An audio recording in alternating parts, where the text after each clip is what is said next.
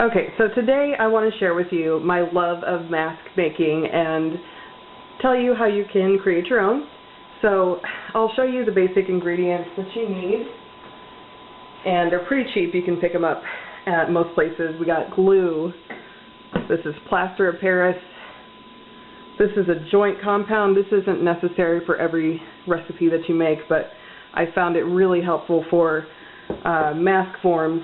And with this mask form, I used plaster casting, which you can pick up at a craft store, and it's kind of expensive. And then I put papier-mâché on top of it, and I just wasn't happy with how the texture wasn't very smooth. So I just covered this like frosting. I just frosted it with this joint compound, and when that dries, it makes a really pliable surface to sand. So I was able to get this to the consistency of like a helmet you'd wear for biking, and I just was really impressed with how smooth you can get everything by sanding it after it dries from using this joint compound. So along with that, you'll need a little bit of sandpaper. This is what I recommend for these projects. I've been thinking about doing a different sort of style of papier-mâché. I haven't tried it yet, but for now you'll just need some Scotch shop towels, and you'll want to take them and tear them into little pieces. You're going to need a container that you don't mind getting a bunch of, junk in there, and also a bucket to wash any utensils or anything like that, because plaster of Paris just shouldn't go down the drain. And if you put glue and plaster of Paris down your sink, then you're probably going to have some issues with your plumbing. So as you can see, the basic ingredients aren't very expensive, and so it's great to get into this hobby, and it's not that expensive to buy in. Okay, so the most important thing, or one of the most important things to make your mask, it's going to be a mask form. So I have here two different mask forms. This first one is from my face, and this second one is from the top of my head. And I made these by squishing a lot of foil over whatever area you're going to be sculpting on top of. So this is going to be a mask that goes over your face and then over your head. So it's kind of got this duality to it, and I had to make a helmet style form here for the other part of the mask. And so yeah, basically you just get a big sheet of foil, wrap it around your face, and put some tape on it, and keep taping and taping more foil until you get a nice sort of impression where your face is going to go. And this is plaster casting, so then you'll just fill in that space with plaster cast and let it dry, and put a couple layers of papier-mâché on top of that. And of course you're going to want to cover your mask form in some saran wrap or plastic so that the clay doesn't stick. And this is clay that you can buy at any craft store, and it's the oily kind that's reusable, so you can it's not going to dry out on you, and it also helps the papier-mâché to not stick to it. So before you actually put the layer of papier-mâché on, what I like to do is just sort of look at it from all different angles and make sure that all the imperfections that I see are smoothed out. And if you're a perfectionist like I am, then this style of mask making is going to drive you nuts, because you're never going to have perfectly sculpted clay no matter how long you work on it. It's always going to have these, just a little bit of imperfection, just a little bit here and there that makes it not perfectly symmetrical. But don't worry about that, because that's also the charm of papier-mâché masks, and it gives it that sort of vintagey and creepy, old-fashioned, weird kind of style. And so that's much appreciated about papier-mâché masks, and I really wouldn't think twice if it's not just perfectly smooth everywhere. So the next step is going to be the papier-mâché. Okay, So this is a basic recipe for the plaster glue, and what I have here is a 1/4 cup or 1/4 cup of glue and a teaspoon of vinegar and a teaspoon of cold water, and the recipe says that you need to mix this all together, all your liquid components, before you add your plaster. So went ahead and smooth that in. And I like to take the measuring cup and just, get the glue out and wash it in between anything that I use. I'll soak it in the water just so that it doesn't get so hard that I can't, get the glue and stuff out later. I'll just go ahead and soak these once I'm done using them and get this to a nice smooth consistency. Okay, so now we are ready to add the glue and the papier-mâché, and I've taken the Scotch shop towels and torn them into strips about this size, so we can use these however we want, or make them smaller if necessary. And that's what is going to cover the mask. I'll do probably 2 layers. I'm going to just show you one though. So the first thing you want to do is cover the mask in sections that you're going to be working on at a time with this glue.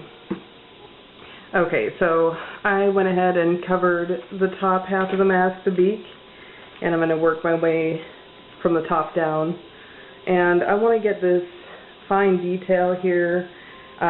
If you can see this in the beak, there is a nice line that separates the top, jawline or mandible from the bottom. So because there's a nice groove in there, I'm going to take a tool and just make sure that this gets pushed down nicely.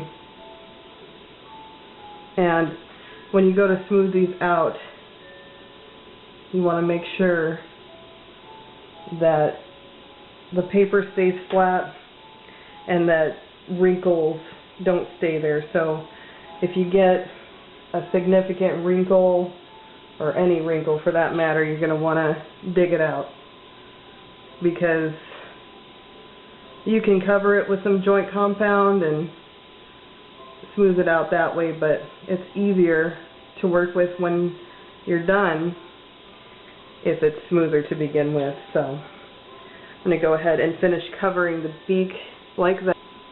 Okay, so I got my first layer of papier-mâché on, and while I was doing this, I was thinking that I forgot to tell you guys something, that those strips of papier-mâché I had were hand ripped. So when you go to do your 1/4 inch or 1/2 inch strips, you'll actually want to tear them by hand, because what happens is that they get these nice kind of jagged layers, and then when you go to put them on, they smooth into each other better than having these like straight hard lines. So if you cut up all your layers with a pair of scissors, then you're liable to end up having something that doesn't smooth over quite as nicely. So I put my layer on, and this isn't a lot of big strips. I tore a lot of little pieces up and stuck them on, so there can be a lot of little edges that end up sticking up. So what I have done is give it, the 360-degree inspection, and just press down the big ones that are sticking up, and not worry so much if there's a little lift somewhere that can be sanded out. So now that we have that done, we'll let that dry overnight and put on our second layer. Okay, so this is after 2 layers of papier-mâché. I'm going to go ahead and pull the mask off from the clay. Okay, so I got all the clay out of the mask form, and what I did for the beak was just to punch a hole sort of in the tip of it, and I'll cover that up later, and just get as much clay as I could out. If there's a little bit left, that's okay. You're never going to be able to get all of the clay off of it. So what I'm going to do now is just paint over the top of it with a little bit of gesso and then smooth that out with sandpaper. And I'm not going to do the inside of the mask yet because the inside is still going to go on the helmet, so I'm going to leave this a little bit rougher, and I'm just going to start smoothing out some of the lines and wrinkles here.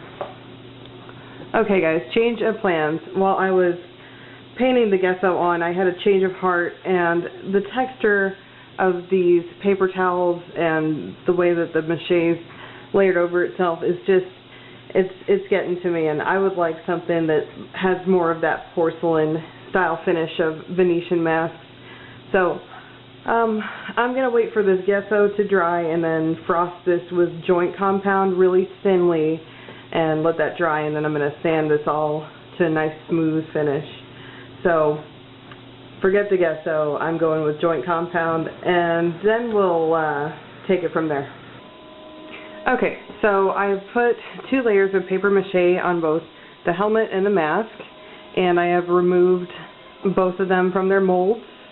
Now, there's always something that doesn't go exactly how you planned in making these, and you'll figure that out when you start doing it, but pulling the mold from the mask was not easy. It was such a tight fit that it just didn't want to come out very easily at all, and a little bit of it ripped, so I'm going to have to go back and repair that. But what I found worked was to take the end of the skewer and just sort of like break those plaster and glue bonds in between the mold and the hat. And also, it is always a great idea to put petroleum jelly on the outside of the plastic, and I just wasn't thinking that it would really need that since it's not such an intricate shape like the mask was.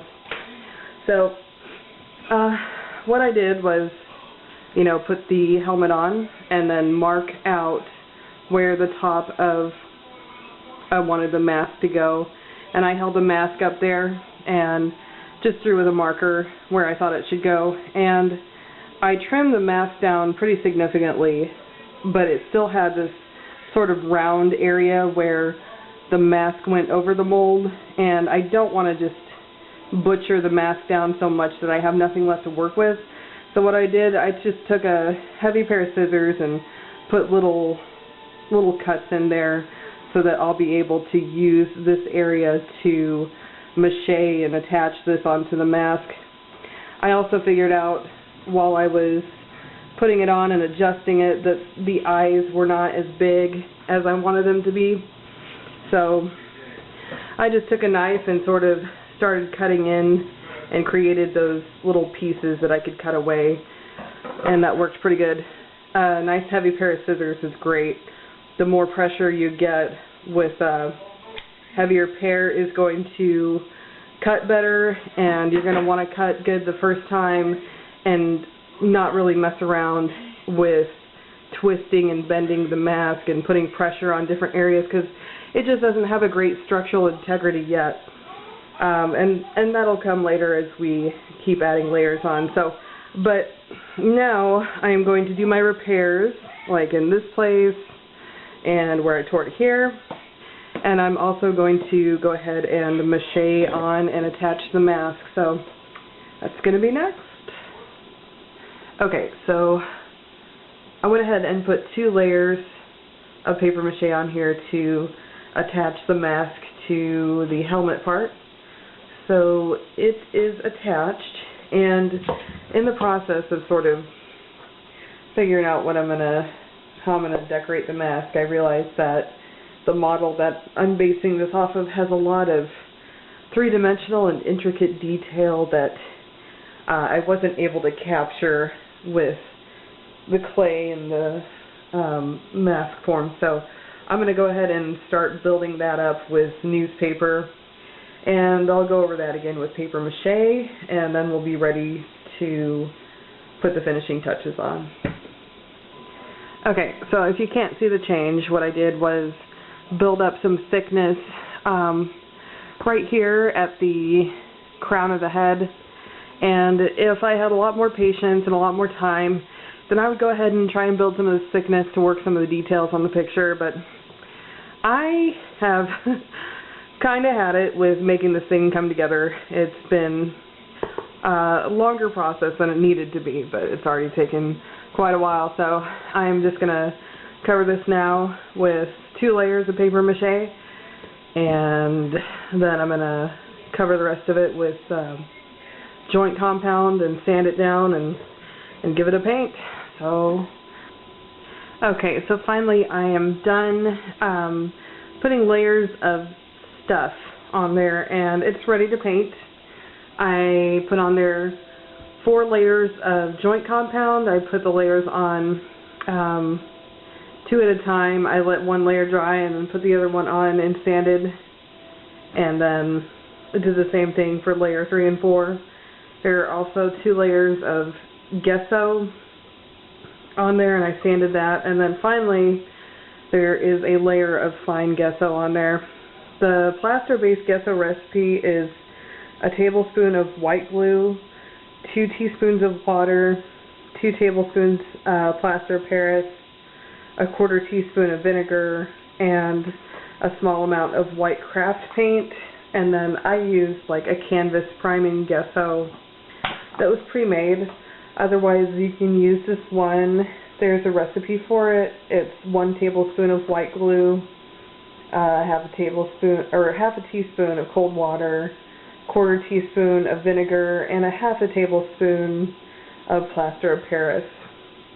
And so all those things are done to smooth out as many imperfections as you can get, and also to prime the canvas for painting.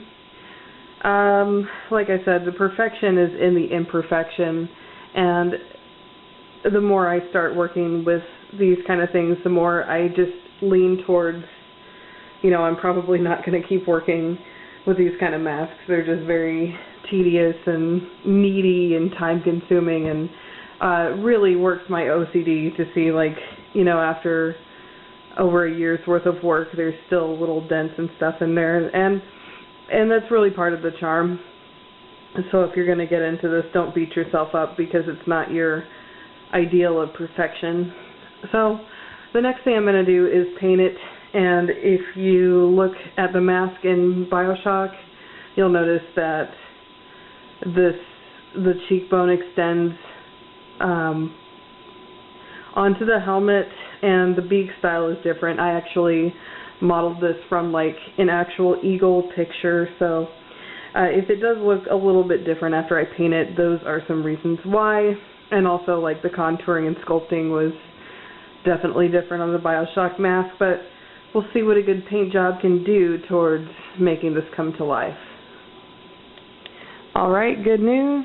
The last coat of paint is finally on here, so you can see now what it looks like with all the paint, and you'll get to decide if all the effort was worth it. So